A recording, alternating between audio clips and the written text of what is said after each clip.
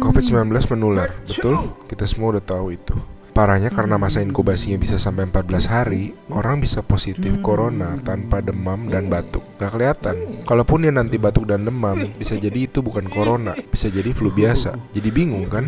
Nah, saat ini cara yang paling akurat yang kita punya adalah dengan testing. Pemerintah ini sedang mempersiapkan testing massal di hari-hari ke depan. Pesan utama video ini adalah jangan panik ketika nanti setelah testing massal, angka positif corona kita naik tajam. Kenapa? Ibaratnya selama ini lampu yang nyala itu cuma lampu kecil aja, sehingga kasus yang kelihatan ya sedikit. Tapi begitu lampu-lampu lain dinyalain, baru semuanya kelihatan. Jadi kalau nanti dalam sehari angkanya naik tinggi, artinya bukan dalam sehari tiba-tiba terinfeksi menyebar. Oh my god, penyebarannya cepat sekali, dalam sehari naik sekian.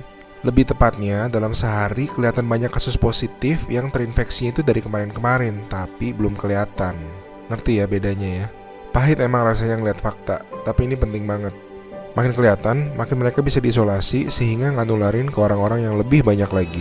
Korea Selatan tuh ngelawan COVID dengan cara ini. Mereka ngetes 300.000 orang dalam 7 minggu, sehingga mereka nemuin 8.000 orang yang langsung diisolasi, sehingga tidak menginfeksi khalayak yang lebih luas lagi. Kurva mereka langsung gepeng. Alasan lain untuk tidak serta-merta panik, COVID-19 itu penyakit dengan berbagai tingkatan menurut WHO. Secara statistik, sebagian besar kasus-kasus yang akan positif nanti akan masuk ke dalam kategori sedang.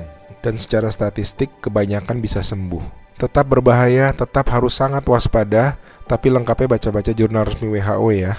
Di hari-hari ke depan kita akan lihat banyak orang positif corona, teman-teman kita, saudara-saudara kita. Tapi ingat, jangan jadi stigma. Corona itu bukan aib, dia bukan dosa, dia bukan kesalahan orang itu sendiri. Jadi kita tetap harus waspada, harus menjaga diri kita tidak terinfeksi. Kita malahan harus bantu mereka untuk jadi sembuh. Jadi akhirnya massive testing itu perlu, supaya yang sakit dan tercecer di sana-sini bisa diisolasi sehingga tidak menimbulkan lebih banyak orang yang terinfeksi.